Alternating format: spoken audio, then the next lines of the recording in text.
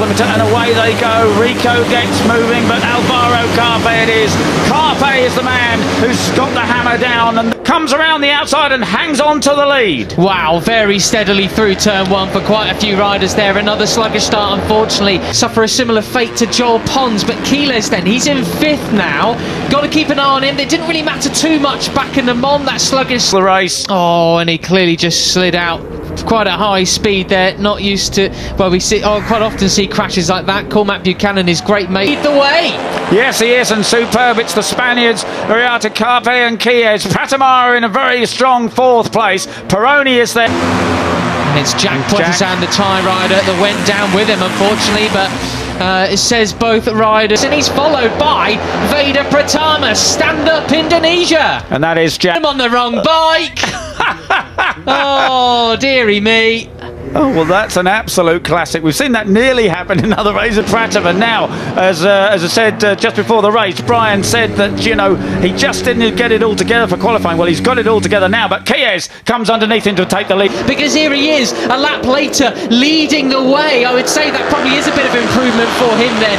Keeping it calm, not getting too flustered. Of course, race one last year in the rain, with those long lap penalties he had after tension, winning the race in Sunday as well. Right, so eyes on number 83, Alvaro Carpe. He's passed Patamara, he's up. Take the victory in the form of Alberto Ferrandez. We're seeing another 54 up the sharp end as well, the Indonesia, but look at that here, because I think Richard Moodley picked up about 4 bikes slipstream, and then they all fanned out across the track, about 5 abreast there on the break. Go now.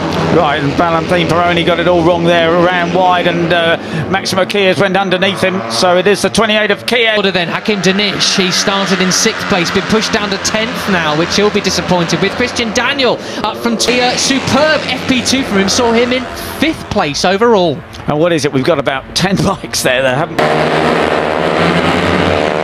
Quiles a bit wide, allowing Alvaro Carpe to get for the final drop down left-hander. 51 is Brian Uriarte. .2 was Max Quiles' lap last time around. See what they do this time as they cross the line. The Italian, Giulio Pugliese, in 12th place. That is sensational, is it? What a pack. Straight Alvaro Carpe in 2nd place. Ruche Moodley, a strong-looking 3rd place. Leonardo Zanni taking a few places up towards the front of this group in the battle for the win. Just a pack there. What is it? Guillaume Plong has had a sensational first few laps. He's up from 22nd on the grid to 10th position. Milan Pavelec up to 15th as well. And it's still Maximo Quiles on the 28 who leads ahead of Alvaro Carpe. South African helmet looking for a way past. Also looking down in the order as well, 13th off the back of this Allen Cup, the other big championship. He races in the Junior GP. A little bit off the boil here this weekend, I would say. He got out onto the start and finish straight. 10 laps, soon it'll be 9 laps remaining. Still plenty of action left in this race. Maximo Quiles manages to park it straight in the middle of the corner, doesn't he? Brilliant stuff from Quiles. I thought he maybe left it a little bit too late there and was going to go off to the car park. The end, do you think? Yeah, who knows? I mean, there's so much time spent on the side of the tyre here at Mugello, isn't there? So fast and flowing. You don't want ridiculously beyond track limits. Right. If you're going to use the track limits, you might as well, mate. Yeah, you might as well, exactly. But he qualified that in free practice. Yeah, that's right. And as I say, Quiles was on his own, and I think, you know, he was planning to be able to run away from them. But either he's sweeping through that right again, you know, they're up through the gears here, they get up, or braking hard and back into 2nd as they go into the beginning of this left-hander, up into 3rd as they drop down the hill, 5th to 6th, 230 kilometres an hour, 143 miles an hour. They're slipstream across the start and finish line. It's who's the latest on the brakes?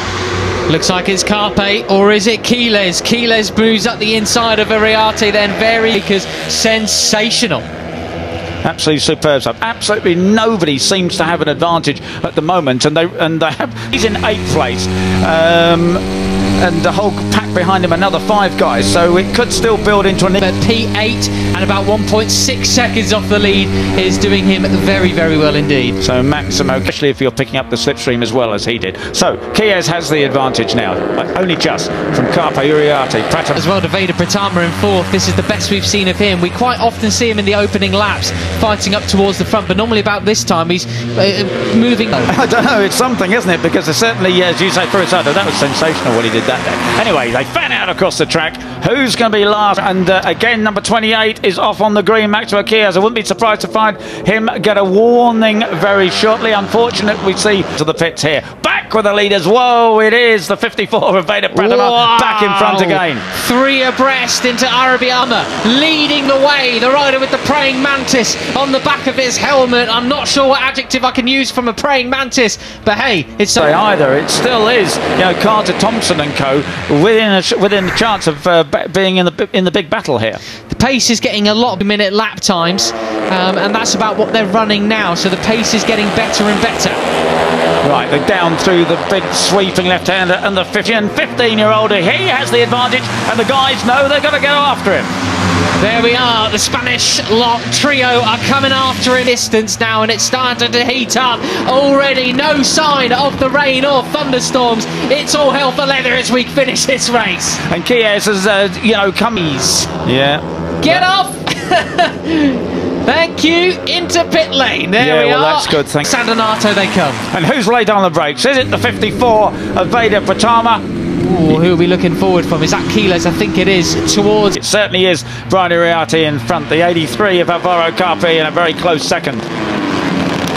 Danish, Thompson, Pugliese, Plonk and Chris Les goes beyond track limits, but not onto the green, crucially. No, that's right. Fans, KJ Monignane has crashed out the rider. Okay, back at it tomorrow, KJ. Right, the quick Bertha. Great result for him, but back at the front we are. Moodley making a bid for the win. Carpe goes wide. It's chaos, Peter. It is indeed, and just who's going to lead into that last... Pembalap muda Indonesia Veda Ega Pratama menilai dirinya kurang beruntung pada seri ketiga Red Bull Rookies Cup 2024 setelah usai race di sirkuit Mugello, Italia, Sabtu, 1 Juni 2024. Ia yang memiliki peluang juara pada balapan kali ini mengatakan, kurang beruntung, setelah tersenggol pembalap lain yang membuatnya melebar dan terlempar ke posisi ke-10 pada tikungan pertama lap terakhir saat ia sedang memimpin balapan untuk meraih kemenangan perdananya. Di sisa balapan, Veda yang tampil impresif selama balapan tak menyerah hingga kemudian posisi kelima ia amankan untuk meraih 11 poin yang merupakan torehan tertingginya sejauh ini. Saya senang dengan balapan hari ini, namun saya kurang beruntung, kata Veda, dilansir dari laman resmi Red Bull Rookies Cup, Minggu, 2 Juni 2024. Di tikungan pertama pada lap terakhir, seseorang menabrak saya dan saya terdorong keluar, namun saya beruntung karena tidak terjatuh, lanjutnya. Saya berusaha keras di lap terakhir itu dan finish di posisi kelima, jadi saya senang dengan itu, tambahnya. Pembalap asal Gunung Kidul, dia itu mengatakan setelan motornya masih belum sempurna pada balapan kali ini. Namun, menurutnya itu bukan masalah besar. Setelah pada balapan kali ini ia terus bersaing di rombongan terdepan dengan pembalap-pembalap berbakat seperti trio Spanyol Maximo Quiles, Brian Uriarte, dan Alvaro Carpe.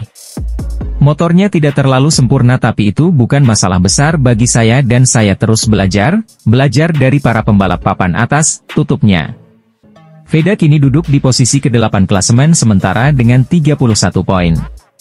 Pembalap Indonesia, Veda Ega Pratama, finish ke-8 dalam balapan kedua Red Rookies Cup 2024 seri Mugello.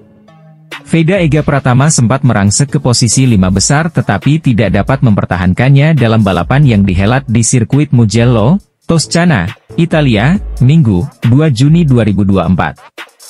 Veda melakukan start dengan baik untuk memimpin di tikungan pertama dari posisi ke-7 tetapi harus turun posisi karena sempat hampir terjatuh di tikungan 3. Pratama terdorong ke posisi 9 dalam adu akselerasi menuju tikungan pertama pada lap kedua balapan selama 13 putaran ini.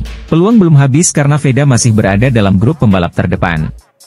Veda naik ke posisi ke-6 pada awal lap ketiga walau tidak bertahan lama.